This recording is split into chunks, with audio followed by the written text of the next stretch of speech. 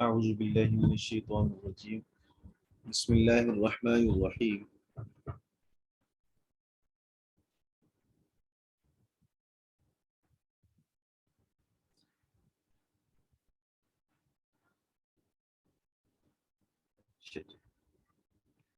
ام حسب الذین فی قلوبہم مرض، جن کے دلوں میں مرض ہے انہوں نے گمان کر لیا ان یخرج اللہ اضغانہم، کہ اللہ ان کے کینہ کو ظاہر نہیں کرے گا، ہرگز ظاہر نہیں کرے گا۔ اضغان یہ زغنن کی جمع ہے اور اس کا معنی کینہ، حسد، بغض اندر کا۔ اللہ رب العزت ان کے اس بغض کو، کینہ کو ظاہر نہیں کرے گا۔ منافقین نے یہ سمجھ لیا کہ ہمارا نفاق ہمیشہ چھپا رہے گا، ایمان والوں پر بھی اور نبی کریم صلی اللہ علیہ وسلم پر بھی، اور ہم اسی طرح نفاق کا لبادہ اوڑھ کر ہم اپنا وقت گزار لیں گے۔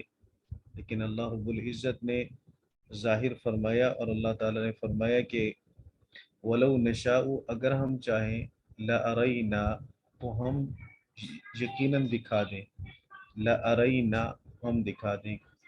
اور کاف ضمیر سے نبی پاک صلی اللہ علیہ وسلم کو خطاب کیا گیا، لَأَرَيْنَاكَهُمْ، ہم آپ کو دکھا دیں، فَلَعَرَفْتَهُمْ، تو آپ انہیں پہچان لیں گے، فوراً پہچان لیں گے۔ یہ فوراً ترجمہ میں نے فا کا کیا۔ آپ ناہمید اگر پڑھ رہے ہیں تو اس میں آپ پڑھیں گے کہ فا تعقیب مال وصل کے لیے آتی ہے۔ فا بتلاتی ہے کوئی کہ میرا ساتھی ورک شیئر کر دے۔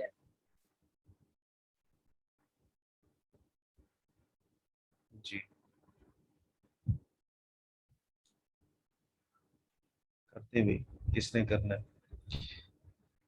فَلَا عَرَفْتَهُمْ بِسِيمَاهُمْ، سیم کہتے ہیں، سیما کہتے ہیں علامت کو، تو آپ ان کی علامتوں سے انہیں پہچان لیں گے، اب ان کے چہروں پہ نشان لگا دیں گے۔ شخصی علامت جس کو کہتے ہیں، وہ شخصی علامت ایسی ہوگی کہ آپ انہیں پہچان لیں گے۔ وَلَتَعْرِفَنَّهُمْ فِي لَحْنِ الْقَوْلِ، اور آپ انہیں ضرور بھی ضرور ان کی بات کے انداز سے آپ پہچان لیں گے۔ اب انہیں بات کے انداز سے ہی ضرور پہچان لیں گے، یعنی اگر ہم شخصی طور پر کسی پہ علامت نہ بھی لگائیں تو ان کی بات کرنے کا انداز ایسا ہوگا کہ آپ پہچان لیں گے۔ ابھی ہم نے اسی آیت سورہ محمد ہی میں ہم نے پیچھے پڑھا، یہ آیت نمبر غالباً 16 بنتی ہے۔ اللہ رب العزت نے فرمایا وَمِنْهُمْ مَن يَسْتَمِعُ إِلَيْكَ حَتَّى إِذَا خَرَجُوا مِنْ عِنْدِكَ قَالُوا لِلَّذِينَ أُوتُوا الْعِلْمَ مَاذَا قَالَ آنِفًا۔ یہ وہ انداز گفتگو ہے منافقین کا جس کو اللہ نے آیت نمبر 16 میں بیان کیا کہ آپ کی مجلس میں بیٹھتے ہیں، بڑے غور سے سنتے ہیں، جب آپ کی مجلس سے اٹھ کے باہر جاتے ہیں تو آپ ہی کے صحابہ سے، صاحب علم لوگوں سے استہزاء کے انداز میں، مذاق کے انداز میں کہتے ہیں ماذا قال آنفا، ابھی کیا کہا تھا حضور نے۔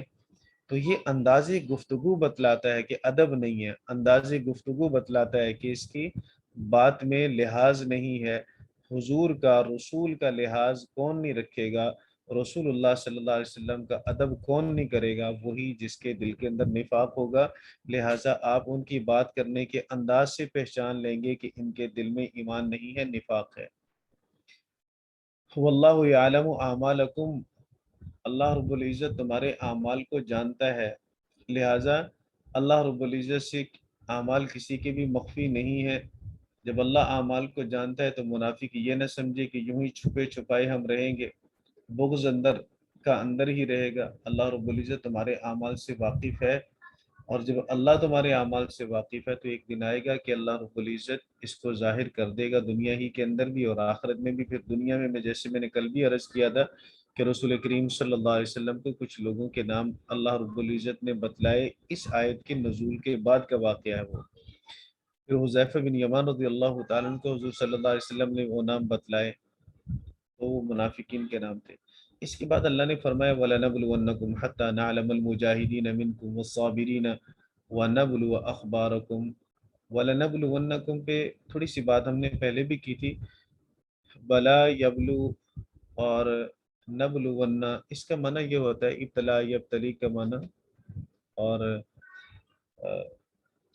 بلا یبلو کا معنی آزمانا، تو اسی سے جمع کا صیغہ ہے وَلَنَبْلُوَنَّكُمْ، تاکید ہے، لام بھی تاکید کی، نون بھی آگے تاکید کا، تو وَلَنَبْلُوَنَّكُمْ، ہم تمہیں ضرور بھی ضرور آزمائیں گے۔ حتی نعلم، یہاں تک کہ ہم جان لیں۔ اللہ تو پہلے سے ہی جانتا ہے، اس لیے یہاں ایک لفظ چھوٹا سا محذوف نکالیں گے۔ سیدنا عبداللہ بن عباس رضی اللہ تعالیٰ عنہ نے اس آیت کی تفسیر یوں فرمائی کہ حتی نعلم علم ظہور، ہم ظاہری علم جان لیں گے۔ ویسے تو اللہ کو ازلی طور پر علم ہے کہ کون جہاد کے اندر ثابت قدم رہے گا اور کون جہاد کے اندر ثابت قدم نہیں رہے گا، کس کے حال اچھے ہیں اور کس کے حالات اچھے نہیں ہیں، اعمال کے اعتبار سے، اقوال کے اعتبار سے، میدان جہاد کے اندر یہ سب چیزیں اللہ کو معلوم ہے، لیکن اللہ انہیں بندوں پر ظاہر کر دے۔ تو یہ نعلمہ کا معنی ہے، اس کا نظہرہ بھی کر سکتے ہیں کہ ہم اللہ رب العزت فرماتے ہیں کہ ہم اس کو ظاہر کر دیں لوگوں پر، اب تک تو چھپے ہوئے ہو تو ہم ظاہر کر دیں۔ ظاہر کیسے کریں گے؟ میدان جہاد میں۔ میدان جہاد میں کیوں ظاہر ہوگا؟ کیونکہ میدان جہاد مشکلات کی جگہ ہے، مشکل کے اندر آ کے کھرے کھوٹے کی پہچان ہوتی ہے، مشکل میں آ کے پتہ چلتا ہے کہ کون دل کا سچا ہے اور کون اندر کا کھوٹا ہے۔ یہ مشکلات میں آتی ہیں، ہم دنیا میں دیکھیں ہم پر کوئی مشکلات آتی ہیں تو ہمیں پتہ چلتا ہے ہمارے عزیز و اقارب میں، ہمارے حلقہ احباب اور دوستوں میں کون ہمارے ساتھ مخلص تھا، کون مخلص نہیں تھا۔ تو میدان جہاد بھی آزمائش کی جگہ ہے، اس لیے اللہ نے فرمایا وَلَنَبْلُوَنَّكُمْ، ہم تمہیں آزمائیں گے ضرور، حَتَّى نَعْلَمَ الْمُجَاهِدِينَ مِنْكُمْ، یہاں تک کہ ہم تم میں سے جہاد کرنے والوں کو جان لیں، والصابرین، اور صبر کرنے والوں کو جان لیں۔ کون اللہ کے راستے میں جہاد کرتا ہے اور کون اللہ کے راستے میں میدان جہاد میں آنے والی مصیبتوں پریشانیوں پر ثابت قدم رہتا ہے، صبر کرتا ہے، وہاں پر بھاگتا نہیں ہے۔ وَنَبْلُوَ أَخْبَارَكُمْ، اور ہم تمہارے احوال کو جان لیں، ہم تمہارے حالات کو جان لیں۔ اخبار خبر کی جمع، خبر سے حالات ہی معلوم ہوتے ہیں، اس لیے میں نے ترجمہ کیا نَبْلُوَ أَخْبَارَكُمْ، ہم تمہاری خبروں کو جان لیں، اور جاننے کا مطلب وہی ہوگا ہم تمہاری خبروں کو ظاہر کر دیں۔ وَنَبْلُوَ أَخْبَارَكُمْ، ہم تمہاری خبروں کو، تمہارے حالات کو ہم ظاہر کر دیں، یہ نتیجہ اس کا نکلے گا۔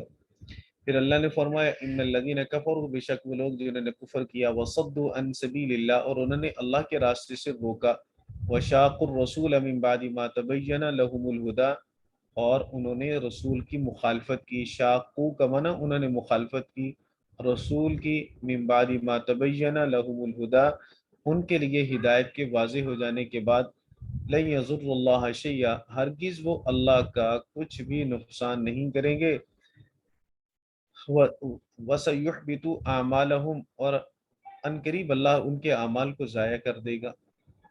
ویسے تو انسان کا کفر ہی کافی ہے اس کے اعمال کو ضائع کرنے کے لیے، لیکن اللہ نے اس کفر والے گناہ کے ساتھ شدت کو بڑھانے کے لیے دو چیزوں کا اور بھی ذکر کیا۔ ایک تو یہ ذکر فرمایا وَصُدُّوا عَن سَبِيلِ اللَّهِ، انہوں نے اللہ کے راستے سے روکا۔ اب کافر خود تو اللہ کے راستے سے رکا ہی رکا، لیکن اس کے ساتھ ساتھ اس بدبخت نے اللہ کے راستے سے دوسرے لوگوں کو بھی روکا، کبھی وساوس ڈال کر، کبھی مشکلات اور امتحانات میں ڈال کر، کبھی دوسروں پہ تشدد کر کے، مختلف حربے استعمال کر کے اس نے دوسروں کو اللہ کے راستے سے روکا، تو اس کی کفر کی برائی اور بھی زیادہ بڑھ گئی۔ پھر دوسری بات یہ ذکر کی وشاق الرسول، اور انہوں نے رسول کی مخالفت کی۔ رسول کی مخالفت ابتداً کوئی کرے تو وہ بری تو ہے، لیکن وہ اتنی بری نہیں جتنی اس وقت بری بن جاتی ہے جب رسول کا رسول ہونا بالکل ظاہر ہو جائے۔ اب تو یقین ہو گیا، اب تو دلائل اتنے واضح ہو گئے اور دلائل کے ساتھ بات اتنی پختہ ہو گئی کہ اب رسول کا رسول ہونا بالکل چڑھتے سورج کی طرح واضح ہو گیا، روشن دن کی طرح واضح ہو گیا۔ اب اتنے واضح ہو جانے کے بعد جب یہود بھی کہہ رہے ہیں کہ ہماری کتابوں میں جو علامات ہیں وہ ان میں پائی جاتی ہیں، پھر ان کے بڑے عالم سیدنا عبداللہ بن سلام ایمان لا چکے ہیں، جب عیسائی بھی کہہ رہے ہیں کہ یہ ساری علامات جو ان میں ہے یہ آخری نبی کی ہماری انجیل میں لکھی ہوئی ہیں، اللہ خود کہتا ہے کہ یعرفونہ کما یعرفون ابناءہم، یہودی عیسائی آپ کو یوں پہچانتے ہیں جیسے وہ اپنی اولادوں کو پہچانتے ہیں۔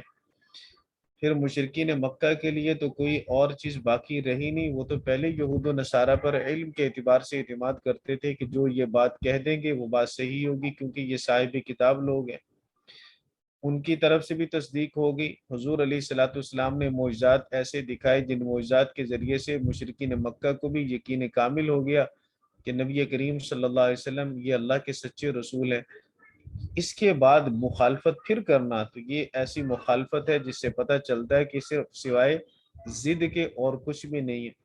اب کوئی ضد کرے اللہ کے ساتھ، ضد کرے رسول اللہ کے ساتھ، بھلا وہ کیسے کامیاب ہو سکتا ہے؟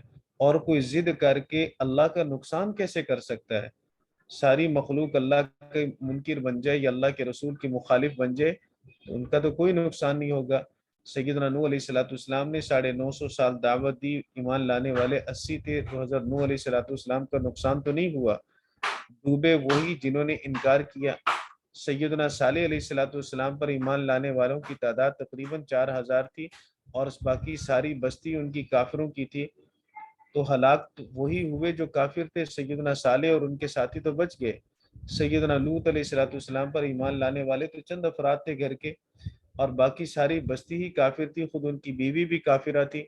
لیکن جب عذاب آیا، پتھر برسے، بستی کو اوپر لے جا کر واپس زمین پہ پٹکا گیا، تو ہلاک ہونے والے تو وہی لوگ تھے جو حضرت لوط کے مخالف تھے۔ تو اللہ کا نقصان نہیں ہوگا، اللہ کے رسول کا بھی نقصان نہیں ہوگا، اس لیے فرمایا لن یضر اللہ شیئا، وہ ہرگز اللہ کا کچھ بھی شیئن پہ جو تنوین ہے، یہ تنوین تقلیل کے لیے، تھوڑا سا بھی نقصان نہیں کر سکتے۔ باقی رہے ان کے اعمال، جن کو یہ اچھا سمجھتے ہیں دنیا کے اندر، اللہ کہتا ہے وَسَيُحْبِطُ أَعْمَالَهُمْ، اللہ ان کے اعمال کو ضائع کر دے گا۔ ان کے اعمال کی قدر کوئی نہیں ہے، اعمال کی قدر ہوتی ہے ایمان کے ساتھ۔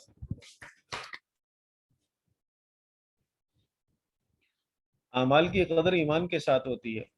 پھر اللہ نے فرمایا کہ یا ایھا الذین آمنوا، اب یہ منافقین کی بات ختم ہو گئی، کافروں کی بات ختم ہوگی، پھر اللہ نے ایمان والوں کی طرف روح سخن موڑا اور فرمایا کہ یا ایھا الذین آمنوا، اے ایمان والو، اطیعوا اللہ و اطیعوا الرسول۔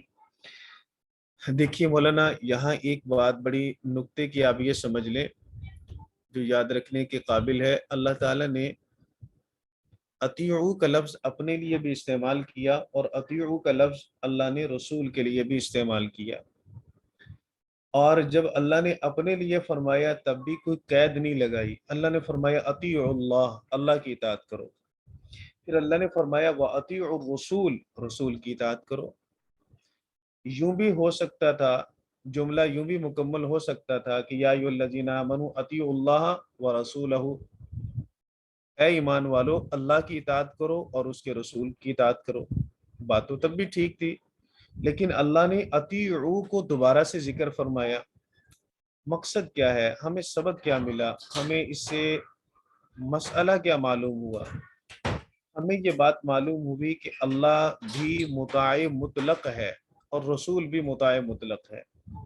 مطاع کا معنی جس کی اطاعت کی جائے، آپ یوں کہہ لیں آسان لفظوں میں کہ اللہ کی ذات کی اطاعت بھی بغیر کسی قید کے کی جائے گی، کوئی چونچرا نہیں کی جائے گی۔ جو اللہ نے کہہ دیا آمنا وصدقنا، اس پہ کیل و کال نہیں کی جائے گی، انگلی نہیں اٹھائی جائے گی، تنقید نہیں کی جائے گی، بندے بن کر اللہ کی بات کو مانا جائے گا، اور ہر بات کو مانا جائے گا، کیونکہ اللہ کی کوئی بات غلط ہو سکتی نہیں۔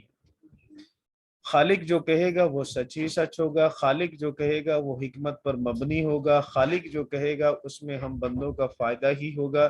لہٰذا اللہ رب العزت کی کسی بات کو ٹالا نہیں جا سکتا، کیونکہ اللہ مطاع مطلق ہے، کوئی قید نہیں ہے وہاں پہ۔ اسی طرح رسول اللہ صلی اللہ علیہ وسلم کے لیے بھی اللہ نے وہی صیغہ اسی انداز میں استعمال کیا اور فرمایا وَأَطِيعُوا الرَّسُولَ، رسول کی اطاعت کرو۔ یہاں بھی کسی قید کا ذکر نہیں ہے کہ رسول اگر یوں کہے تو بات مانو، یوں کہے تو بات نہ مانو، بلکہ مطلقاً فرمایا، اس لیے کہ رسول کی شان یہ ہے کہ وَمَا يَنطِقُ عَنِ الْهَوَىٰ إِنْ هُوَ إِلَّا وَحْيٌ يُوحَىٰ، رسول اپنی خواہش سے بولتا نہیں ہے، رسول وہی کہے گا جو اللہ کہے گا، رسول وہی بولے گا جو اللہ بلوائے گا، رسول وہی کام کرنے کا امت کو، مخلوق کو حکم دے گا جو خالق کی طرف سے پیغام ملے گا۔ اس لیے رسول کی کسی بات کو ٹالا نہیں جائے گا، رسول کی کسی بات پہ قیل و قال نہیں کی جائے گی، رسول کی کسی بات کو رد نہیں کیا جا سکتا، اس کی ہر بات کو مانا جائے گا۔ اس لیے مانا جائے گا کہ رسول سے بھی غلطی نہیں ہوتی، رسول معصوم عن الخطا ہوتا ہے، رسول بھی خطاؤں سے پاک ہوتا ہے، وہ کسی بات میں غلطی نہیں کرتا۔ اس لیے امت مسلمہ کا یہ اجماعی عقیدہ ہے کہ انبیاء علیہ الصلوۃ والسلام معصوم عن الخطا ہوتے ہیں۔ پھر آپ کے ذہن میں شاید جس نے قرآن پاک کا کچھ مطالعہ کیا وہ کہے گا اللہ نے فرمایا وعصا آدم، آدم نے کہا ربنا ظلمنا انفسنا، سیدنا یونس نے کہا ربی انی ظلمت ظلما کثیرا لا الہ الا انت سبحانک انی کنت من الظالمین۔ یہ دعائیں بھی تو انبیاء کی ہیں۔ آپ اتنی بات یاد رکھ لیں کیونکہ ابھی ابتدا ہے، پھر انشاءاللہ جب وہ آیات آئیں گی تو پھر اس پہ بات ہو جائے گی۔ اتنی بات ذہن میں رکھیے کہ انبیاء علیہ الصلوۃ والسلام، یہ امت کا اجماعی اور متفق علیہ عقیدہ ہے کہ انبیاء معصوم عن الخطا ہوتے ہیں، ان سے نہ چھوٹا گناہ ہوتا ہے نہ بڑا گناہ ہوتا ہے۔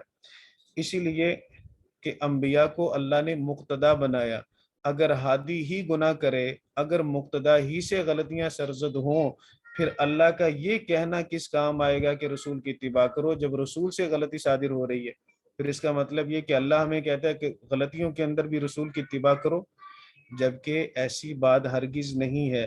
اللہ نے یہاں کوئی قید نہیں لگائی، بغیر قید کے اللہ تعالیٰ نے یہ بات فرمائی کہ اطیعوا الرسول، رسول کی اتباع کرو۔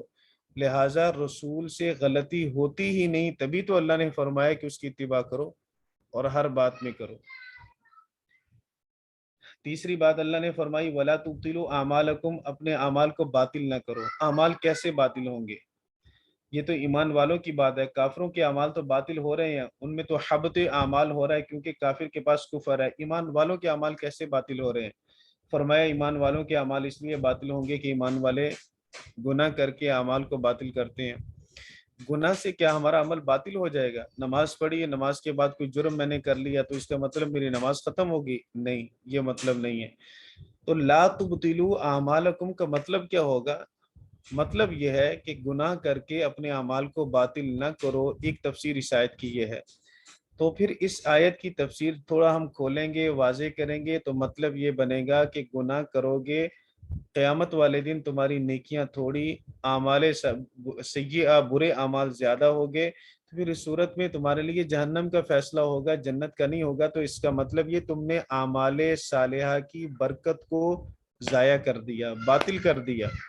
تم نے نماز پڑھی، نماز کے بعد غلط کام بھی کیے، تم نے نماز روزہ رکھا لیکن روزے کے ساتھ بدنظری بھی کی، جھوٹ بھی بولا اور خیانت بھی کی۔ جہاں نیک اعمال کرتے رہے وہاں تم ساتھ ساتھ برے اعمال بھی کرتے رہے، پھر ہوا ایسے کہ برے اعمال کی تعداد بڑھ گئی، نیکیوں کی تعداد کم ہو گئی۔ اللہ کے پاس جب گئے، حساب ہوا، گناہوں کا پلڑا بھاری ہو گیا، نیکیوں کا پلڑا ہلکا ہو گیا۔ اب تمہارے لیے فیصلہ ہو گیا جہنم کا، خدا نہ خواستہ، خدا نہ خواستہ۔ تو اس کا مطلب یہ ہوا کہ تم نے اپنی برائیوں کے ساتھ اپنی نیکیوں کو خراب کر دیا، اور حکم یہ ہے کہ اپنی برائیوں کے ساتھ نیکیوں کو خراب نہ کرو، باطل نہ کرو، جس کا لازمی نتیجہ یہ نکلے گا کہ ہدایت یہ ہے کہ نیکیاں زیادہ کرو، گناہ سے بچو، اور جب کہیں گناہ ہو جائے تو اللہ سے توبہ کر لو۔ ایک تفسیر اس آیت مبارکہ کی یہ ہے جو میں نے عرض کر دی۔ تو دوسری تفسیر اس آیت مبارکہ کی یہ ہے کہ وہ اعمال جن اعمال کو اللہ نے کسی شرط کے ساتھ مشروط کر دیا، تو اب اس شرط کے ساتھ ان اعمال کو کرو، کہیں ایسا نہ ہو کہ شرط فوت ہو جائے اور عمل باطل ہو جائے۔ جیسے سورہ بقرہ میں آپ پڑھیں گے، اللہ نے فرمایا لا تبطلوا صدقاتکم بالمن والاذى، اپنے صدقات کو احسان سے اور تکلیف سے باطل نہ کرو۔ صدقہ آپ نے کیا، بعد میں آپ نے احسان جتلا دیا، تو احسان جتلانا برا تھا، اس برائی نے آپ کے صدقے کو باطل کر دیا، کیونکہ اللہ نے شرط لگا دی ہے کہ صدقہ کرتے ہو تو احسان نہ جتلاؤ۔ اللہ نے شرط لگا دی کہ جب صدقہ دے دو کسی کو تو پھر تکلیف نہ دو اسے۔ تکلیف دینے کا مطلب یہ ہے کہ آپ آر دلائیں اسے، تم تو زکاتیں کھانے والے ہو، تم تو صدقات کھانے والے ہو۔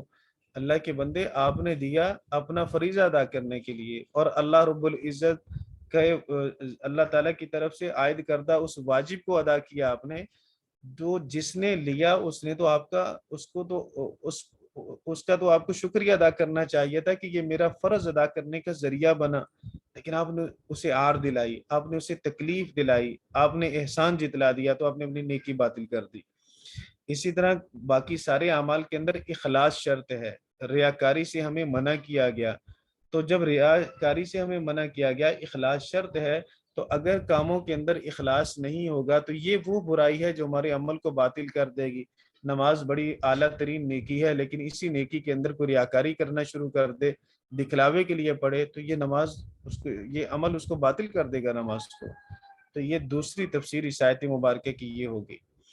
تیسری تفسیر اسی آیت مبارکہ سے پھر ایک مسئلے کا استنباط کیا گیا، وہ یہ کہ اگر تم نفل نماز شروع کر دیتے ہو تو اللہ رب العزت کی طرف سے نفل آپ پر ابتداءً لازم نہیں ہے، نفل ہے، ایک زائد نماز کو کہتے ہیں، لیکن جب آپ نے اللہ اکبر کہہ کر اس نفل کو شروع کر دیا تو پھر اللہ کا یہ حکم آپ کی طرف متوجہ ہوا کہ لا تبطلوا اعمالکم، اپنے عمل کو اب باطل نہیں کرو، لہٰذا اب اس نفلی نماز کو پورا کرنا آپ کے ذمہ واجب ہو گیا۔ پہلے جب شروع نہیں کی تھی تو نفل تھی، جب آپ نے شروع کر لیا تو اب نفل نہ رہی، واجب ہوگی، کیونکہ اللہ کہہ رہا ہے لا تبطلوا اعمالکم، اپنے عمل کو باطل نہ کرو۔ نماز توڑنا تو گناہ ہے، توڑیں گے باطل ہوگی تو اس آیت کے خلاف ہو جائے گی۔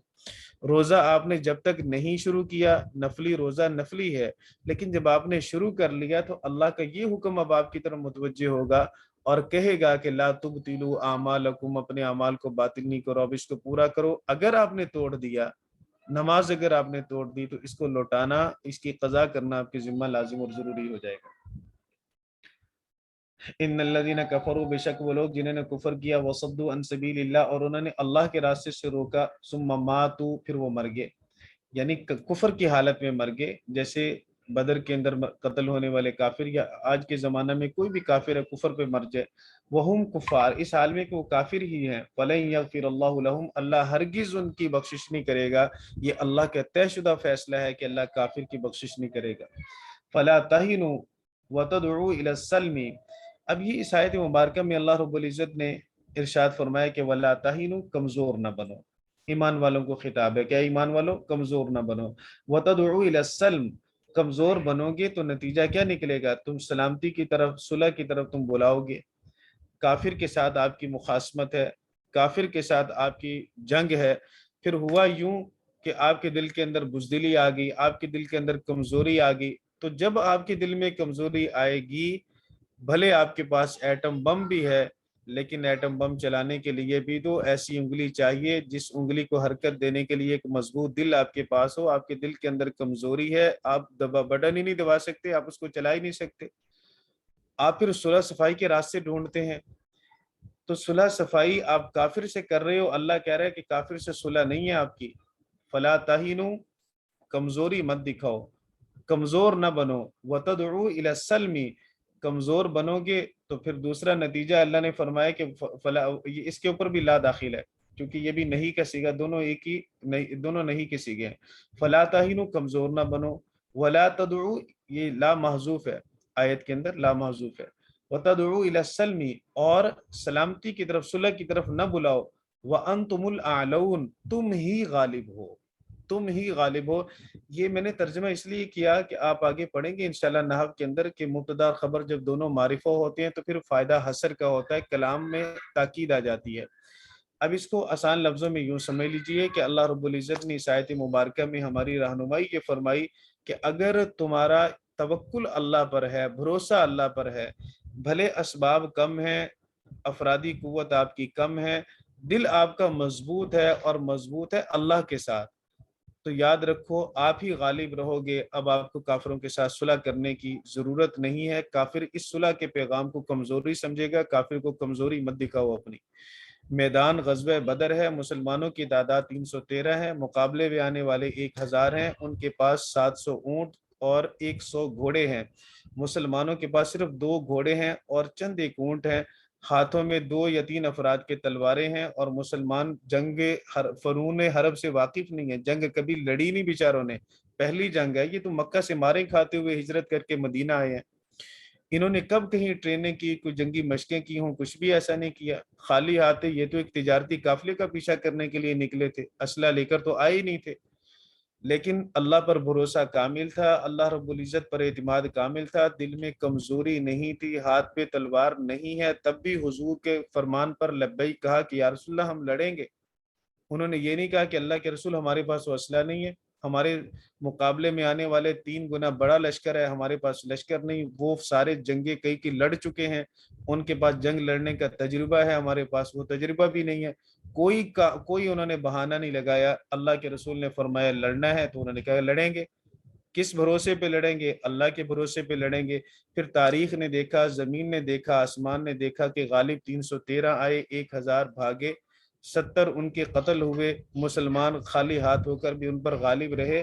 کیوں؟ اللہ کا وعدہ یہ ہے کہ جب تمہارے دل میں بزدلی نہیں ہوگی اور تمہارا بھروسہ اللہ پر کامل ہوگا تو اللہ کہتا ہے وَأَنْتُمُ الْأَعْلَوْنَ، تم ہی غالب رہو گے۔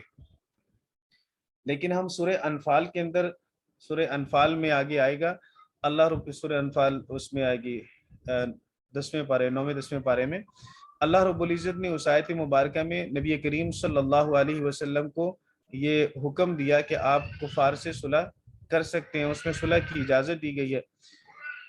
تو یہاں صلح سے منع کیا گیا، اس لیے محققین علماء فرماتے ہیں کہ رسول کریم صلی اللہ علیہ وسلم کو یہ دو حکم دیے، اس میں مسلمانوں کی بہتری جس چیز میں اس وقت سمجھی جائے وہ کام کر لینا چاہیے۔ بس اوقات صلح کرنے میں بہتری ہوتی ہے، بس اوقات جنگ کرنے میں بہتری ہوتی ہے، تو جو اس وقت مسلمانوں کی مصلحت ہو اس کے مطابق عمل کر لینا چاہیے، لیکن بزدلی کی وجہ سے صلح کرنے کی پھر بھی اجازت نہیں ہے۔ بزدلی کی وجہ سے صلح نہ کی جائے، باقی دیگر کوئی مسالے ہوں تو اس میں صلح کی جا سکتی ہے، صلح کرنے کی ممانعت نہیں ہے صرف، بالکل بھی یوں نہیں ہے کہ آپ صلح کر ہی نہیں سکتے، معاہدہ نہیں کر سکتے۔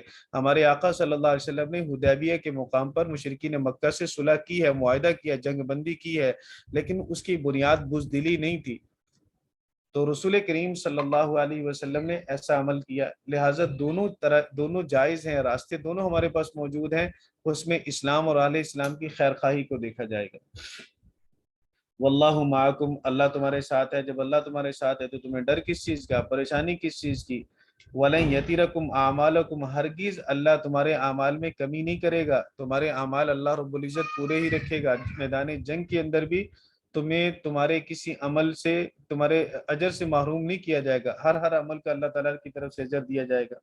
اب دنیا میں انسان دل کا کمزور کیوں بنتا ہے؟ میدان جنگ کے اندر وہ لڑنے کے لیے آمادہ اور تیار کیوں نہیں ہوتا؟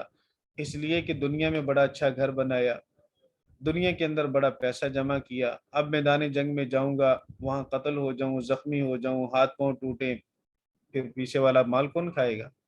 اس بہترین گھر کے اندر کون رہے گا؟ بہترین گاڑی کون چلائے گا؟ یہ دنیا کی محبت انسان کو اللہ رب العزت کے راستے میں قربانی سے دور رکھتی ہے۔ اس لیے اللہ رب العزت نے فوراً فرمایا انما الحیات الدنیا لعب و لہو، بے شک دنیا کی زندگی تو کھیل تماشا ہے، یہ تو ختم ہو جانے والی چیز ہے۔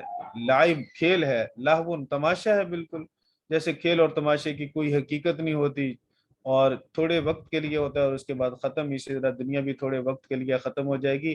یہ کیا گھر، کیا گاڑی، کیا بنگلہ، اس کو چھوڑ کے بالآخر تم نے جانا ہے اور اللہ رب العزت کے پاس پلٹ کے جانا ہے۔ جس چیز کو چھوڑ کے ہی جانا ہے، آج نہیں تو کل، تو اس چیز سے محبت کیوں کرتے ہو؟ وَإِن تُؤْمِنُوا، اگر تم مؤمن بن جاؤ، وَتَتَّقُوا، اور متقی بن جاؤ، یؤتکم اجورکم، تو اللہ تمہیں تمہارا اجر دے گا پورا پورا، ولا یسألکم اموالکم، اور اللہ تعالیٰ تم سے تمہارے سارے مال نہیں مانگتا۔ اللہ یہ نہیں کہتا کہ جتنا مال تمہارے پاس ہے سارے لا کے ڈھیر کر دو، اللہ تو تمہارے مال میں سے 40واں حصہ مانگتا ہے، وہ بھی سال کے بعد زکوٰۃ کی صورت میں۔ باقی انفاق فی سبیل اللہ کی اللہ ترغیب دیتا ہے، ترغیب کے ساتھ جو بھی اللہ کے راستے میں خرچ کرے، لیکن اللہ ہر ایک سے اس کے مال کا سارا حصہ نہیں مانگتا کہ سارا مال ہی اللہ کے راستے میں خرچ کر دیا جائے۔ تو اس لیے اس کی وجہ کیا ہے؟ اس کی وجہ آگے اللہ رب العزت نے ارشاد فرمائی ان یسألکموہ، اگر اللہ رب العزت وہ سارا مال تم سے مانگے، سارا مال ہی تم سے لے لے، تو پھر اس کا نتیجہ کیا نکلے گا؟ فَيُحْفِكُمْ، احفا کسے کہتے ہیں؟ احفا کہتے ہیں کہ کسی سے پوری چیز مانگ لینا یا کسی سے کچھ چیز بار بار مانگنا، یہ دونوں کے لیے عربی میں احفا کا لفظ استعمال ہوتا ہے، اسی سے ہے فَيُحْفِكُمْ۔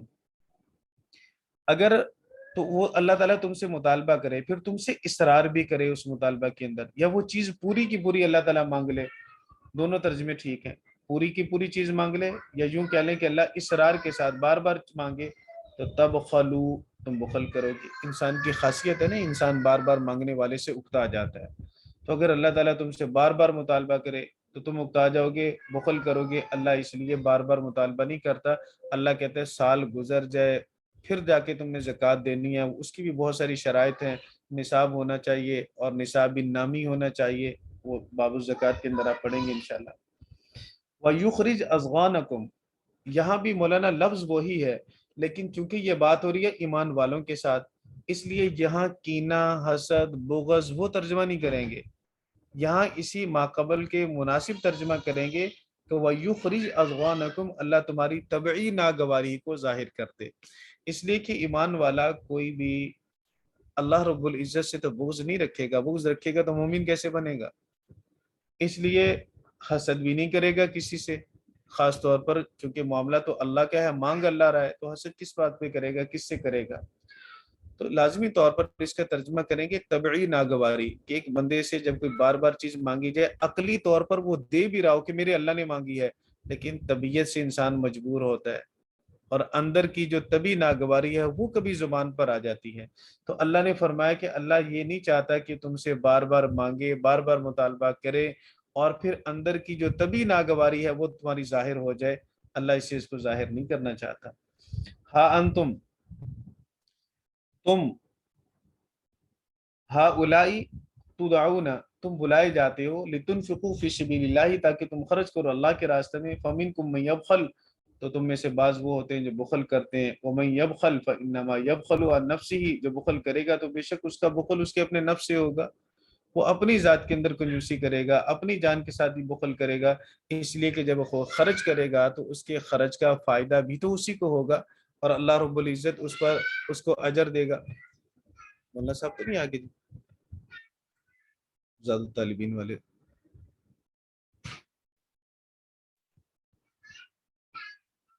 مولانا بلال صاحب جب آ جائیں تو بتا دیں مجھے، بس ایک آیت ہماری رہتی۔ واللہ الغنی، اللہ غنی ہے، کس سے غنی ہے؟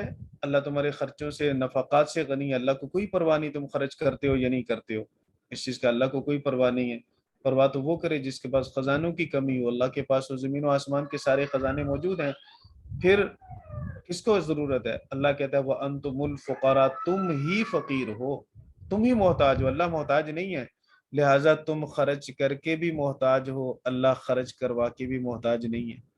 تم اللہ کے راستے میں خرچ کرو گے تو تمہیں ملے گا اجر، تم اس اجر کے محتاج ہو، اور تم ہمیشہ ہر چیز کے اندر ہی اللہ کے محتاج ہو، لہٰذا اللہ کی بات تمہیں ہی ماننی ہے، اللہ رب العزت کسی کا محتاج نہیں ہے، وہ غنی ہے، اس کی شان ہے اللہ الصمد۔ وَإِن تَتَوَلَّوْا، اور اگر تم اس کی اطاعت سے روگردانی کرو گے، يَسْتَبْدِلْ قَوْمًا غَيْرَكُمْ، وہ تمہارے علاوہ اور قوم کو لے آئے گا، اور قوم کو تبدیل کر دے گا، ثُمَّ لَا يَكُونُوا أَمْثَالَكُمْ، پھر وہ تمہارے جیسے نہیں ہوں گے۔ سیدنا اس نے حسن بصری رحمہ اللہ تعالی نے فرمایا کہ اس قوم سے مراد اجمی لوگ ہیں، اور سیدنا اکرمہ رحمہ اللہ تعالی نے فرمایا اس سے مراد فارس اور روم والے مراد ہیں۔ سیدنا ابو ہریرہ فرماتے ہیں کہ حضور علیہ الصلوۃ والسلام نے جب یہ آیت مبارکہ تلاوت کی تو ہم نے پوچھا کہ یا رسول اللہ، خدا نہ خواستہ اگر ہمارے اعمال کے اندر کمی ہو اور پھر اللہ رب العزت ہماری جگہ کسی اور کو لائے تو وہ کون لوگ ہوں گے؟ تو حضور علیہ الصلوۃ والسلام نے سیدنا سلمان فارسی پاس بیٹھے تھے، ان کی ران پہ ہاتھ مارا، فرمایا کہ اس کی قوم کے لوگ ہوں گے، اور نبی کریم صلی اللہ علیہ وسلم نے فرمایا کہ جب دین اگر سوریا ستارے پر لوگوں کی رسائی نہیں ہے، سوریا ستارے پر بھی اگر دین پہنچ جائے تب بھی فارس میں سے چند لوگ ہوں گے جو دین کو وہاں سے لے آئیں گے، دین کو حاصل کریں گے اور اس کے اندر مہارت حاصل کریں گے۔ اس حدیث مبارکہ کا مصداق کیا ہے؟ محدثین کرام کے نزدیک اس کا مصداق سید الائمہ سیدنا امام ابو حنیفہ رحمہ اللہ تعالی ہے، کیونکہ وہ نسلاً فارسی تھے اور انہوں نے دین کے اندر جیسی مہارت حاصل کی اور جیسا اللہ تعالیٰ نے انہیں فقہ کے اندر دسترس دی اور جیسے علوم اللہ تعالیٰ نے ان پر کھولے، وہ کسی اور پر ایسے علوم نہیں کھلے۔ اللہ رب العزت ہم سب کو سمجھنے کی، عمل کرنے کی توفیق عطا فرمائے۔ السلام علیکم ورحمۃ اللہ۔ وعلیکم السلام۔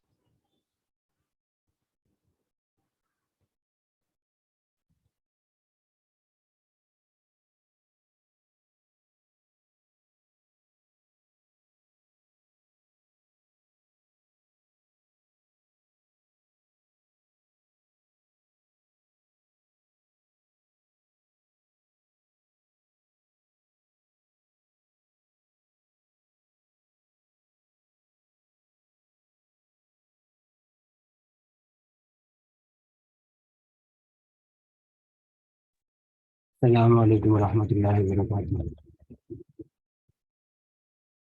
وعلیکم السلام وعلیکم السلام ورحمۃ اللہ وبرکاتہ۔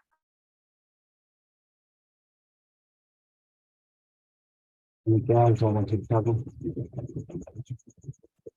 الحمد للہ. ہاں جی، سبق سنا دیں یاد تو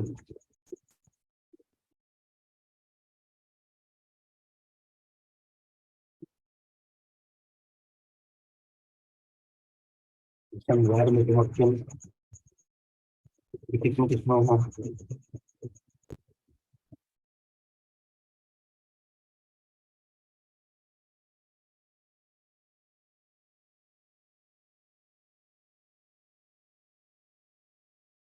ہاں جی، ہے زیادہ سنانے کا؟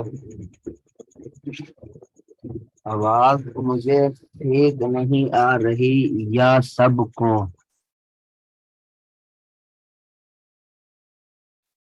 ہاں جی بھائی بتائیں جی، سب کو آواز ٹھیک نہیں آ رہی ہے بھائی؟ صرف آواز کم آ رہی ہے حضرت. آواز کم آ رہی ہے؟ مجھے تو آواز صحیح آ رہی ہے. یہ بات کو صحیح آ رہی ہے اور بات کو کم آ رہی ہے. سب کو کٹ کٹ کے آ رہی ہے. جس کو صحیح آ رہی ہے وہ ٹھیک ہے سبق جی. سنائے. ہاں جی، جس کو صحیح آ رہی ہے وہ سبق سننا ہے. ابھی صحیح ہو گئی ہے جی، ٹھیک ہے جی، جزاک اللہ خیر.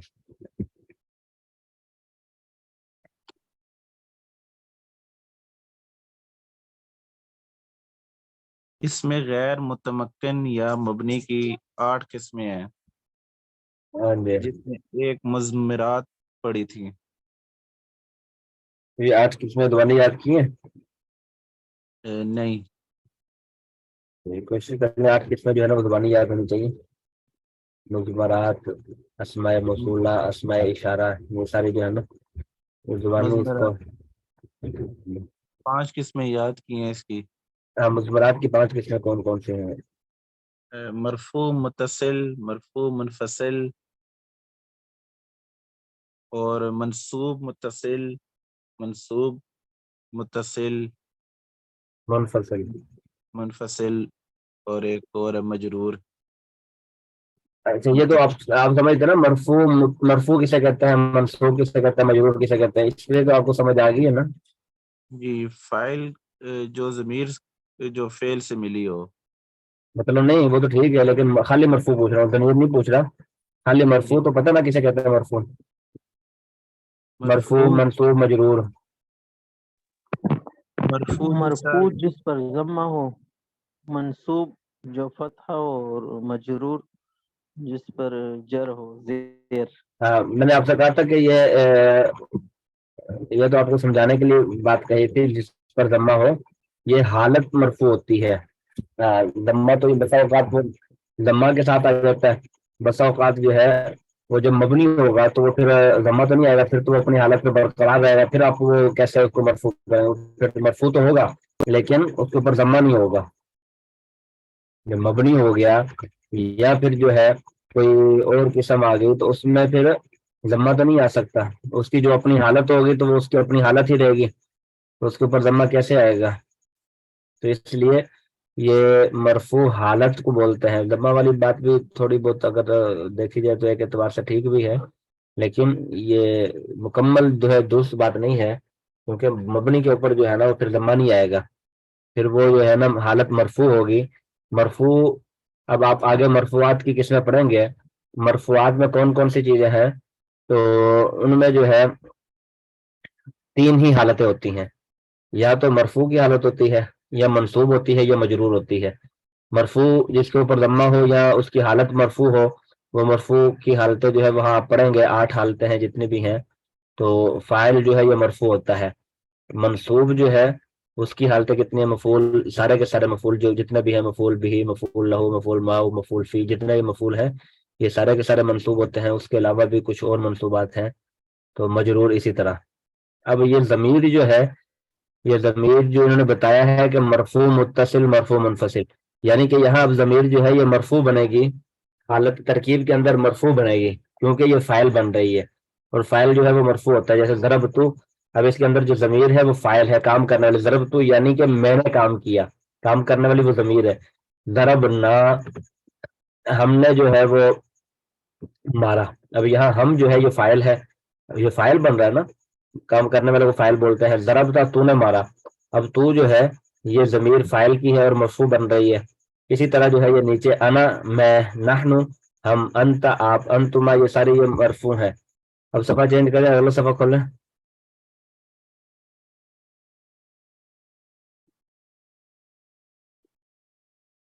اب یہ آگے ضمیر منصوب متصل، ضمیر منصوب منفصل، یہ ضمیر آگے. ہاں تو یہ گردان وہی ہے لیکن ضمیر جو ہے مرفوع نہیں ہے بلکہ منصوب ہے، کیونکہ یہاں ضمیر فاعل نہیں بن رہی بلکہ یہاں ضمیر جو ہے یہ مفعول بھی بن رہی ہے. سمجھ آ رہی بات کی؟ ذرا بنی ضمیر منصوب متصل کی پہلے تعریف دیکھ لیں. ضمیر منصوب متصل وہ یعنی مفعول کی وہ ضمیر جو فعل سے ملی ہوئی ہو. اب وہ مفعول بنے گی لیکن فعل کے ساتھ ملی ہوئی ہوگی. یہ بات ذہن میں رکھ لیں، ضمیر جو ہے یہ منصوب بنے گی لیکن وہ فعل کے ساتھ کیا ہوگی؟ ملی ہوئی ہوگی. اچھا اب آپ نے پڑھا ہوا ہے کہ ہر فعل کو فاعل کی ضرورت ہوتی ہے یا نہیں ہوتی؟ ہاں جی، ہر فعل کو فاعل کی ضرورت ہوتی ہے یا نہیں ہوتی؟ ہوتی ہے. اب یہ ذرا بنی کے اندر جو یا ضمیر آخر میں لے کر آ گئی، یہ تو منصوب ہے. تو جب منصوب ہے تو یہ مطلب یہ ہو گیا کہ یہ فاعل نہیں ہے، یہ مفعول ہے. تو پھر اس کا فاعل کہاں چلا گیا؟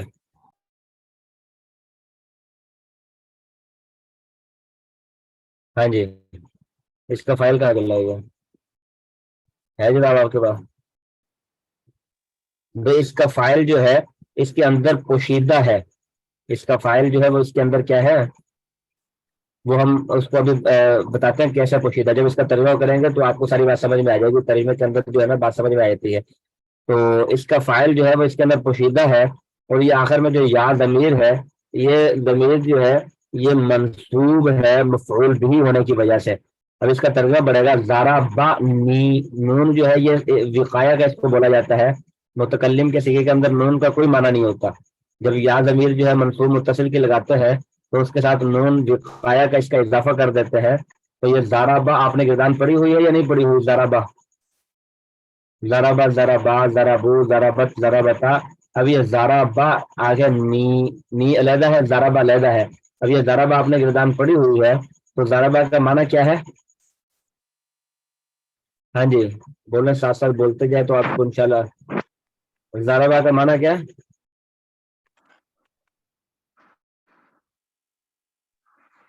مارا اسے ایک شخص نے. مارا اس ایک شخص نے. ہاں مارا اسے ایک شخص نے. کس کو مارا؟ نی کس کو مارا؟ مجھے اس شخص کو.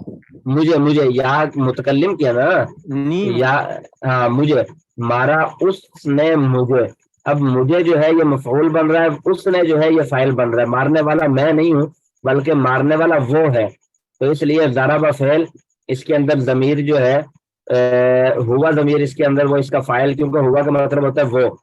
ہوا ضمیر جو ہے وہ اس کا فاعل.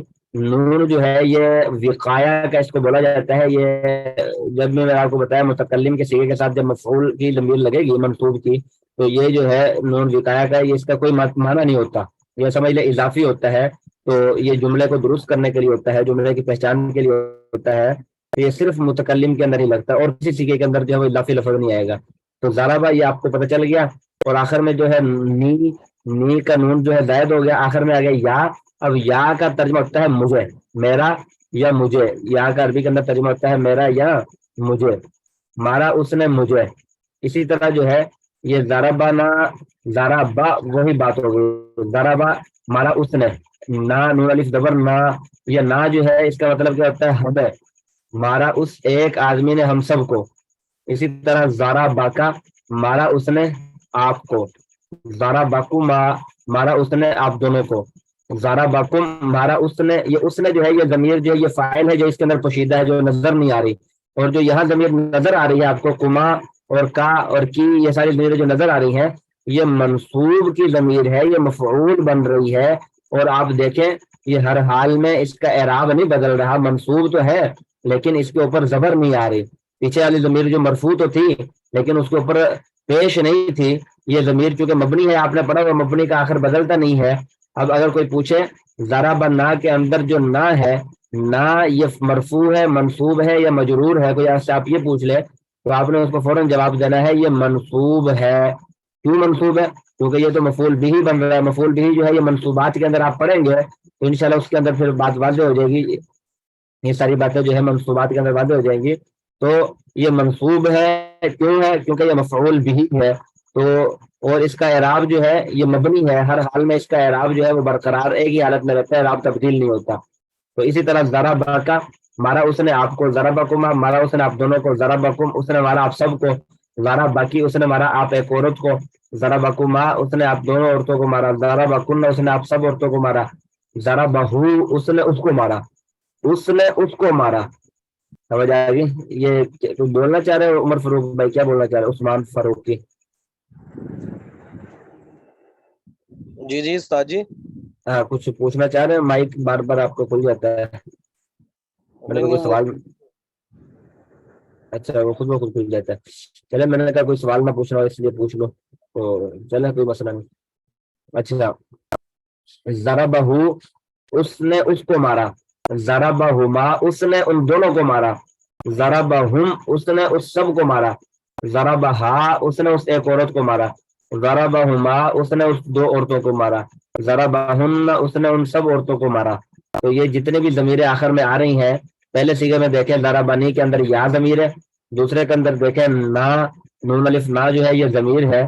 ترجمہ جو ہے وہ میں آپ کو ان سب کا بتا رہا ہوں ساتھ ساتھ. یہ ترجمہ جو ہے یہ ایسے ترجمے ہے کہ یہ قرآن کے اندر سینکڑوں دفعہ جو ہے وہ استعمال ہوا. اب یا ضمیر جو ہے یا, اب یہ یا مجھے یا میرا, یہ سینکڑوں دفعہ استعمال ہوتا ہے. آپ نے کوئی بات کرنی ہو, میرا موبائل, میری کتاب, کتاب کے لیے جو میری کتاب کے لیے جو ہے نا آپ نے یا لگا دینا کتاب کے آخر میں, کتاب بھی میری کتاب. اسی طرح جو ہے قلمی میرا قلم. اسی طرح جو ہے موبائل کو بولتے ہیں جوال, جوالی میرا جو ہے وہ موبائل. کوئی بھی چیز ہے اس کے آخر میں یا آپ نے لگا دینی ہے, تو یا اس کا ترجمہ جو ہے وہ میرا بن جاتا ہے. ہاں جی سمجھ آ گئی. اور یا آپ نے پڑھا نسبت کے لیے بھی آتی ہے, لیکن وہ کسی شہر کے ساتھ لگائیں گے تو پھر وہ نسبت کے لیے, جیسے لاہوری لاہور کا رہنے والا. اب یہ نہیں بنے گا اس کا ترجمہ میرا لاہور, بلکہ اس کا ترجمہ بنے گا لاہور کا رہنے والا. تو یہ یا نسبت کے لیے بھی آتی ہے, لیکن یہ یا جو ہے یہ متکلم کی ضمیر ہے. اسی طرح نا, اب یہ نا جو ہے یہ بہت زیادہ استعمال ہوتا ہے قرآن کے اندر بھی, احادیث کے اندر بھی بے شمار, ہر آیت ہر یعنی کہ استعمال ہوتا ہے. تو یہ نا کا ترجمہ جو ہے یہ ہم یا ہمارا, ہمارا کتاب نا ہمارا, ہماری کتاب, ہم جمع کے لیے جو ہے نا ہماری کتاب جو ہم سب کتاب. تو قرآن کے اندر جو ہے وہ بہت زیادہ استعمال ہوتا ہے. اچھا اسی طرح ضربا کا, ضربا یہ سیدھا سیدھا وسیلے سب کے جو ہے نا وہ ضربا, ضربا نا, ضربا کا, ضربا کو ما, ضربا یہ وہ ضربا وہی ہے جو پہلا سیغہ ہے نا, وہی ہے سارا. اور اس کے آخر میں جو ضمیر لگائی ہوئی ہیں وہ ضمیر منصوب کی لگائی ہوئی ہے, متصل ہے جو اس کے ساتھ ملی ہوئی ہے. اور اسی طرح جو ہے نیچے ضمیر منصوب منفصل, یعنی مفعول کی وہ ضمیر جو فعل سے جدا ہو. اب یہ نیچے انہوں نے ضمیر لکھی ہوئی ہے تو منصوب کی, لیکن یہ جو ہے یہ فعل سے جدا ہے, فعل کے ساتھ ملی نہیں ہوئی. یا نا, ایاکا, ایاکما, ایاکم, ایاکی, ایاکما, ایاکن, ایاہو, ایاہما, ایاہم, ایاہا, ایاہما, ایاہن. تو یہ سارے منصوب جو ہے یہ ضمیر جو ہے یہ منصوب کی وہ ضمیریں ہے جو فعل سے جدا ہو. اب یہاں فعل نہیں ہے لیکن یہ ای آیا جو ہے یہ منصوب ہے. اچھا تنبیہ لکھا ہوا, تنبیہ دیکھ لیں. تو تنبیہ جو ہے انہوں نے تنبیہ کے اندر لکھا ہوا ہے کہ ضمیر منصوب علاوہ مفعول کے دوسرے منصوبات کے لیے بھی آتی ہے. ضمیر منصوب جو ہے مفعول کے علاوہ دوسرے منصوبات کے لیے بھی آتی ہے.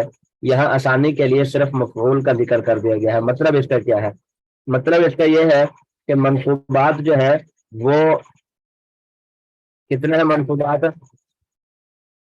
منصوبات والا باب جو ہے وہ آپ آگے پڑھیں گے کہ منصوبات کی جو قسمیں ہیں, مرفوعات کی جو ہے 8 قسمیں ہیں, اور منصوبات کی تقریباً 12 قسمیں ہیں. کتنی قسمیں ہیں؟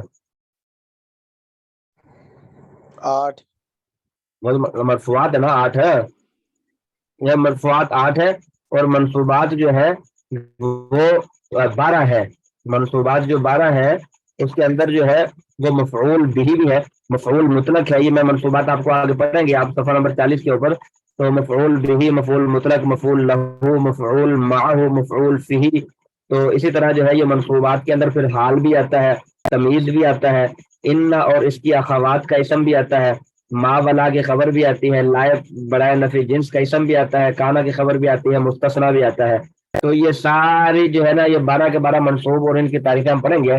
تو یہ ذہن میں رکھیں کہ یہ جو 12 منصوب ہیں یہ بتانا چاہ رہے ہیں کہ یہ ضمیر جو منصوب کی ہوتی ہے یہ صرف مفعول نہیں ہوتی، بلکہ مفعول کے علاوہ، مفعول بھی کے علاوہ مفعول مطلق بھی بن سکتی ہے، مفعول لہو بھی بن سکتی ہے، مفعول معہ بھی بن سکتی ہے، اور اسی طرح جو ہے وہ تمید اور حال بھی بن سکتی ہے.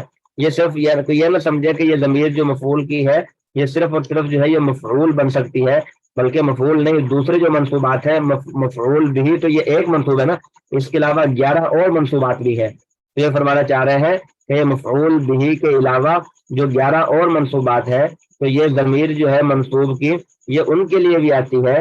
یہاں آسانی کے لیے صرف مفعول بھی کا ذکر کر دیا. اب یہ جتنے بھی ضمیریں ہیں اوپر جو آپ نے پہلے مثال کے اندر پڑھی، اب یہاں ساری جو ہے ضمیر ترکیب کے اندر مفعول بھی بن رہی ہے. مفعول بھی کی تعریف کیا ہے وہ انشاءاللہ ہم پڑھیں گے. تو یہ ساری ترکیب کے اندر مفعول بھی بن رہی ہے.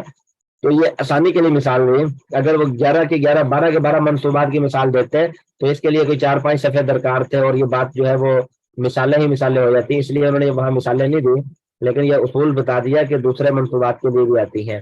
یہاں آسانی کے لیے صرف مفعول کا ذکر کر دیا. تو یہ ضمیر منصوب آپ نے پڑھ لی کہ متصل اور منفصل. متصل وہ جو فعل کے ساتھ ملی ہوئی ہے اس کی آپ نے یعنی کہ 14 صیغے پڑھ لی ہے، اور منفصل وہ جو یعنی کہ ملی ہوئی نہ ہو. اب انہوں نے ترکیب اوپر لکھی ہوئی ہے ضربہ، وہ ہم نے تو زبانی میں نے کسی اوپر لکھی ہوئی ہے ضربہ فعل، اس میں ضمیر ہوا اس کا فاعل نون وقایا کا، یا ضمیر متکلم کی مفعول، فعل اپنے فاعل اور مفعول بھی سے مل کر جملہ فعلیہ خبریہ ہوگا. یہ آسان سی ترکیب ہے. تو اچھا نیچے ضمیر منصوب متصل منفصل جو ہے وہ بھی آپ یاد کر لیجیے گا. اور پھر آگے مضارع کے لیے جو ہے وہ انہوں نے ضمیر مجرور بتائی ہے کہ جو ترکیب کے اندر مجرور بن رہی ہوگی. ہاں جی، تو مجرور جو ہے ضمیر مجرور متصل وہ بھی 14 ہے، اور یہ 2 طرح کی ہوتی ہے. ایک تو وہ ہوتا ہے کہ جس کے اوپر حرف جر داخل ہو، دوسری وہ ہوتی ہے جس پر مضاف داخل ہو. تو یہ وہی بات ہے جیسے منصوب کے اندر آپ نے پڑھ لیا کہ یہ مفعول بھی وہ سارا بن سکتے ہیں. اسی طرح مجرورات کے اندر بھی مجرورات جو ہے وہ 2 ہوتے ہیں. یا تو مجرور وہ ہوتا ہے جس کے شروع میں حرف جر داخل ہو، یا مجرور وہ ہوتا ہے جس کے شروع میں جو ہے وہ مضاف ہو. تو اب یہ انہوں نے بتا دیا کہ ضمیر مجرور کی ہے، یہ ہے تو قسم ایک ہی قسم ہے ضمیر مجرور ہے، لیکن یا تو اس کے شروع میں وہ مثالوں کے لیے جیسے میں نے آپ کو پہلے بتا دیا مثالیں، یا تو اس کے شروع میں حرف جر داخل ہوگا، یا پھر جو ہے یہ مضاف اس کے شروع میں ہوگا مضاف. اور دونوں کی مثالیں دے دی، چونکہ یہ 2 تھے اس لیے دونوں کی مثالیں دے دی، آسان تھا. تو اب یہ لام جو ہے یہ حروف جارہ کے اندر آتا ہے. جب آپ ضمیر مجرور وہ مجرورات پڑھیں گے اس کے اندر آپ پڑھ لیں گے باؤ تاؤ کاف لامو، با تا کاف لام، واؤ منذ مذ خلا، ربا ہاشا من عدا فی ان علا حتی الا. یہ سارے حروف جار ہیں. اس کے اندر جو ہے یہ ایک لام جو ہے یہ بھی حروف جار ہے، اور لام جو ہے یہ بھی بہت زیادہ استعمال ہوتا ہے عربی کے اندر. یہ لام کا معنی آپ سمجھ لیں تو آپ کے سینکڑوں جملے جو ہے وہ ٹھیک ہو جائیں گے. لام کا معنی کیا ہوتا ہے عربی کے اندر، کوئی بتائے کسی کو معلوم ہو تو؟ ہاں جی، کسی کو معلوم ہے لام کا معنی کیا ہوتا ہے؟ لام کا معنی نہیں، وہ تو لام الف لا ہوتا ہے. لام الف زبر لا، خالی لام کے لیے. ہاں جی کے لیے. یہ عبداللہ بھائی نے ٹھیک بتایا ہے. لام کا مطلب ہوتا ہے کے لیے. اردو کے اندر جملہ بولا جاتا ہے نا کے لیے. تو اب لام کے آخر میں جب یا لگا دیا لی، تو اب میرے لیے، یا کا مطلب ہوتا ہے میرے، میں نے آپ کو پہلے بتا دیا. یا کا مطلب ہوتا ہے میرے، اور لام کا مطلب ہوتا ہے لیے. یہ کے لیے دونوں طریقے، دونوں کبھی کے لیے کبھی لیے، جو بھی جملہ وہاں جو بھی ترجمہ وہاں فٹ بیٹھتا ہو. لی میرے لیے، لنا ہمارے لیے، لکا آپ کے لیے. کوئی آپ سے پوچھے یہ کتاب کس کی ہے، آپ نے کہنا لی، یہ کتاب میری ہے. میرے لیے یہ بھی ٹھیک ہے، اور خالی اگر آپ کہتے ہیں کہ میری ہے تو یہ بھی ٹھیک ہے. اب یہاں یا جو ہے آپ نے پڑھا ہوا ہے کہ یہ بات ذہن میں رکھیں، کتاب میں تو نہیں لکھا ہوا، یہ ضمیر جو ہے یہ یا اور نا اور یہ جو ضمیریں ہیں یہ اکیلی نہیں آتی، یہ اس کے پیچھے جو ہے نا یہ کچھ نہ کچھ اضافہ کرنا پڑتا ہے. یا تو کتاب بھی یہ جملے کے ساتھ ملی ہوئی جاتی ہیں، یہ آپ شاید آگے آئے بات. یہ یا ضمیر جو ہے اس کا مطلب ہوتا ہے میرے. اسی طرح جو ہے نا، یہ ضمیر جو ہے آپ نے ٹکٹ پہ پڑھ لیا ہے منصوب متصل میں، یہ ضمیر وہ ہے جو ملی ہوئی ہے. یہ ضمیر ملی ہوئی ہوتی ہے، اس کے پیچھے کوئی نہ کوئی جملہ آتا ہے. یہ اکیلی یہ ضمیر نہیں آ سکتے. یا جو ہے یہ اکیلے نہیں آ سکتے. اس کے پیچھے یا تو آپ کو کتاب لگانی پڑے گی، کتاب بھی میری کتاب، یا تو اس کے پیچھے آپ کو قلم لگانی پڑے گی، میری قلم، قلمی. اگر خالی یا بول دیں تو ٹھیک نہیں ہے. اگر کوئی پوچھے یہ کتاب کس کی ہے، آپ سے سوال کرے، آپ نے کہا میری، اب یہاں آپ خالی یا تو بول نہیں سکتے. تو اس لیے اس جملے کو درست کرنے کے لیے اس کے شروع میں آپ نے لام لگا دینا ہے، میرے لیے. میرے لیے کا مطلب میری، وہ دونوں ترجمے ٹھیک ہے. میرے لیے یہ بھی ٹھیک ہے، میری یہ بھی ٹھیک ہے. لنا ہماری، ہمارے لیے دونوں ٹھیک ہے. تو اسی طرح جو ہے وہ لاکا آپ کی، یہ کتاب کس کی، آپ نے کہا لاکا آپ کی، یعنی کہ آپ کے لیے. اسی طرح لاکما، یہ سارا صحیح ہے. لاکم آپ سب کے لیے، لاکی آپ ایک عورت کے لیے، لاکما تم دونوں عورتوں کے لیے، لکن تم سب عورتوں کے لیے، لہو اس کے لیے. اس کی طرف اشارہ کر کے کہیں گے. کوئی کہ یہ کتاب کس کی ہے، آپ نے جو ہے فیاض بھائی کی طرف اشارہ کر کے کہنا ہے لہو اس کی، اشارہ کر کے بولنا ہے. اسی طرح لہما ان دونوں کی، لہم ان سب کی، لہا اس ایک عورت کی، لہما ان دونوں عورتوں کی، لہن ان سب عورتوں کی. تو یہاں یہ ساری جو ضمیریں آ رہی ہیں، یا ضمیر آ رہی ہے پہلے، پھر اس کے بعد نا آ رہی ہے، پھر اس کے بعد کاف آ رہی ہے، پھر اس کے بعد کما آ رہی ہے جو پیچھے آپ نے پڑھی ہے. تو یہ ساری کی ساری ضمیریں جو ہے یہ ترکیب کے اندر کیا بن رہی ہیں، مجرور بن رہی ہیں. ترکیب کے اندر جو ہے یہ مجرور ہے، لیکن جو ہے مجرور ہونے کی وجہ سے جو ہے وہ ان کے اوپر جو ہے وہ اعراب تبدیل نہیں ہو رہا. آپ پچھلے ضمیر منصوب متصل کے اندر دیکھیں اور اس کے اندر دیکھیں، آپ کو کوئی فرق نظر نہیں آئے گا. ذرا بنی کے اندر یا مجرور تھی، یا کے اوپر زیر تھی، مجرور تو نہیں تھی، منصوب تھی لیکن پھر بھی زیر تھی. لی کے اندر بھی یا جو ہے وہ اس کے نیچے زیر ہے پھر بھی مجرور ہے. ذرا بنا لنا، نا جو ہے وہ ضمیر بالکل سیم ہے. ذرا بکا لکا، وہاں بھی کہا تھا یہاں بھی کہا ہے. اسی طرح ذرا بکما لکما، وہاں بھی کما تھا یہاں بھی کما ہے. وہاں بھی کم تھا یہاں بھی کم ہے. وہاں بھی لکی تھا یہاں بھی کی ہے. تو لیکن یہ مبنی ہے، اس کی حالت جو ہے وہ برقرار رہتی ہے. وہاں جو ہے یہ ترکیب کے اندر منصوب بن رہی تھی، یہاں جو ہے یہ ترکیب کے اندر جو ہے مجرور بن رہی ہے. یہ تو ہوگی پہلی مثال مجرور کی. دوسری، جس کے شروع میں حرف جر داخل نہ ہو بلکہ وہ مضاف مضافلے ہوں، اس کے لیے جو ہے یہ داری میرا گھر. اب یہ دار جو ہے مضاف یا ضمیر مضافلے. اچھا، یہ مضاف اور مضافلے مل کر جو ہے کوئی بھی جملہ بن جائے گا، مبتدا بن جائے گا یا خبر بن جائے گا، جو بھی ترکیب کے اندر. یہاں تو چونکہ آپ نے پڑھا ہوا ہے کہ مضاف مداخلے مل کر پورا جملہ نہیں بنتا، جملے کا ایک جز بنتے ہیں. یا تو مبتدا بنے گا مضاف مداخلے مل کر، یا خبر بنے گئے، یہ پورا جملہ نہیں بنتا. تو اس لیے ترکیب کے اندر جو ہے جو بھی واقع ہوگا، میرا گھر جو ہے وہ کھلا ہوا ہے، یا میرا گھر بن رہا ہے، جو بھی اس کے اندر واقع ہوگا پھر وہ ترکیب ہوگی. اسی طرح دارنا ہمارا گھر. اب یہاں نا جو ہے یہ مجرور ہے. کیوں مجرور ہے؟ کیونکہ شروع میں مضاف ہے. تو اسی طرح جو ہے وہ دارو کا آپ کا گھر. اسی طرح جو ہے وہ دارکم آپ سب کا گھر. دارو کی یہ سمجھ لیں آپ کی عربی بھی ٹھیک ہو رہی ہے. آپ اس میں آپ نے یہ جو ہے عربی میں اندر جملے بنانا بھی شروع کر دینے ہیں. آہستہ آہستہ چھوٹے چھوٹے جو جملے ہوتے ہیں نا، آسان آسان. کتاب اور اردو کے اندر بھی استعمال ہوتا ہے کتاب بھوکا، کتاب بھوکی. یہ وہی مثال ہے. انہوں نے دار کا لفظ بولا ہے، آپ دار کی جگہ کتاب لگا لیں. کتاب بھی یہ مثال وہی بنتی ہے، کتاب مضاف یا ضمیر مضاف لو. اب اس میں یہ بات ذہن میں رکھیں کہ جو یا ضمیر ہوتی ہے، اگر تو یہ فعل کے ساتھ آ جائے پھر تو یہ مضاف مضاف نہیں بنے گی. لیکن اگر یہ ضمیر اسم کے ساتھ آ جائے تو پھر یہ ہمیشہ بغیر سوچے سمجھے آپ نے اس کو مداخلے بنا دینا.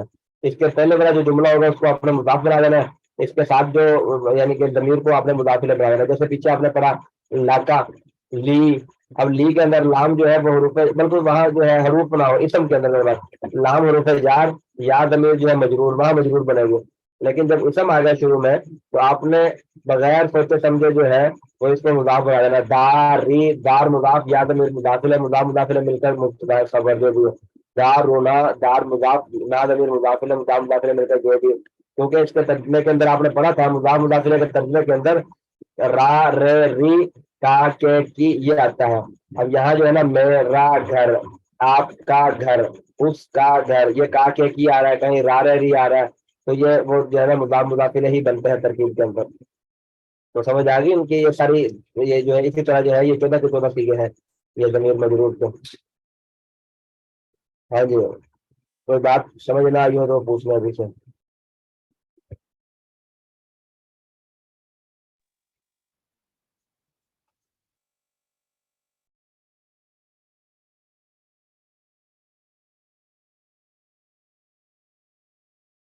ہاں جی، فائدہ سے تو انشاء اللہ آگے فائدہ ہے، فائدہ سے انشاء اللہ کل پڑھ لیں گے. ابھی کوئی بات کسی نے پوچھنی ہے تو ٹھیک ہے، ورنہ جو ہے وہ کل اس کو یاد کر کے لے آئیے گا. السلام علیکم و رحمۃ اللہ وبرکاتہ. وعلیکم السلام.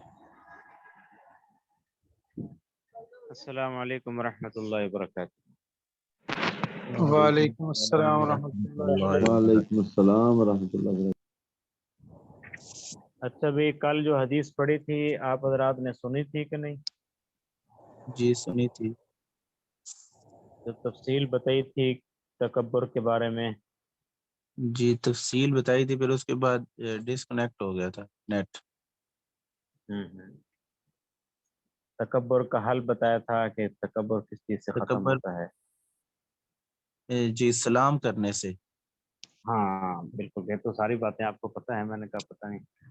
آپ نے سر استاد جی بتائی نیٹ تھی، آخر میں یہ بتائی تھی کہ اس کا حل آپ نے بتایا تھا کہ اللہ کی نعمتوں کو یاد کرنا، انسان کو اپنے بھائیوں کو اپنے سے اچھا سمجھنا، اور پھر اس کا حل یہ تھا لوگوں کو سلام کرنا، سلام میں پہل کرنا. شاباش. اس کا ایک حل یہ ہاں یہ بتایا تھا دوسرا کہ لوگوں کو سلام کرنا ہے، سلام میں پہل کرنا. نبی کریم صلی اللہ علیہ وسلم نے حل بتا دیا. جو سلام میں پہل کرتا ہے وہ تکبر سے بری ہے. کوئی اور ساتھی سنا دے بھائی، پھر آگے پڑھتے ہیں. بھائی میرا مہمان آیا ہوا ہے، وہ بیچارہ بیٹھا ہے اس طرح میں. بسم اللہ الرحمن الرحیم. البادی بالسلام، سلام میں پہل کرنا، بری من الکبر، بری کرتا ہے کبر سے.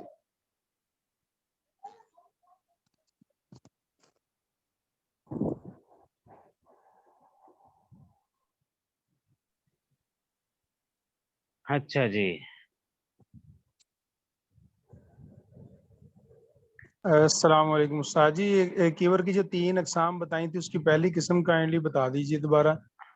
ایک کبر اور تکبر تو یاد ہے، جو پہلی جو قسم تھی. پہلے بتائی تھی عجب بتایا تھا. جی جی جزاک اللہ. عجب، کبر، تکبر، یہ 3 چیزیں بتائی تھیں. جب عجب آتا ہے پھر کبر آ جاتا ہے، کبر آیا تو پھر تکبر آ جاتا ہے. اس کا حال میں نے بتایا تھا کہ حال یہ ہے کہ اللہ کی نعمتوں کو انسان یاد کرے. یا اللہ کی نعمتیں ہمارے پاس جو ہیں یہ عارضی ہیں، ہمیشہ کے لیے نہیں ہے. دنیا کے اندر جو چیز بھی ہمیں ملی وہ عارضی ہے، ہمیشہ کے لیے نہیں ہے. تو چونکہ اللہ کی نعمتیں اللہ تعالی نے ہمیں عطا کی ہیں تو اس پر اللہ کا شکر ادا کرے. اور نعمتوں کے جانے کا بھی خطرہ ہے تو اس پر پھر انسان استغفار کرے.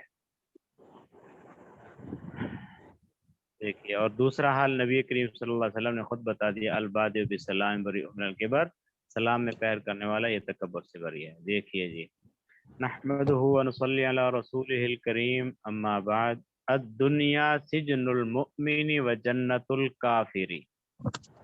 الدنیا سجن المؤمن و جنت الکافر.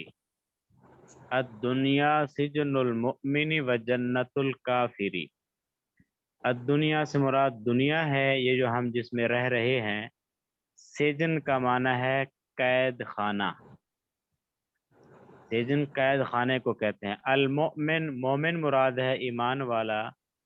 جنت سے مراد جنت ہے، باغات ہیں. جنت کا معنی ہے باغ. اور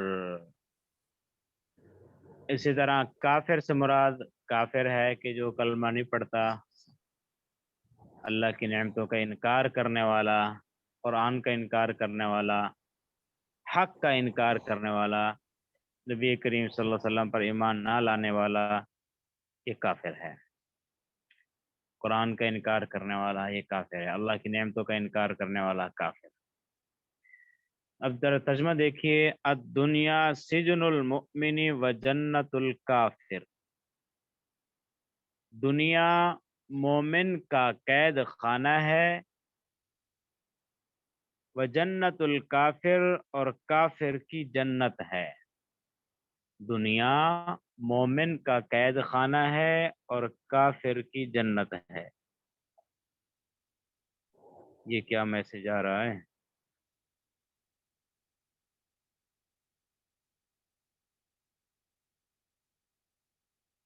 آپ حضرات کا نیٹ چل رہا ہے؟ جی چل رہا ہے، آواز صحیح ہے۔ جی الحمدللہ۔ دنیا سجن المؤمن و جنت الکافر، دنیا مومن کا قید خانہ ہے اور کافر کی جنت ہے۔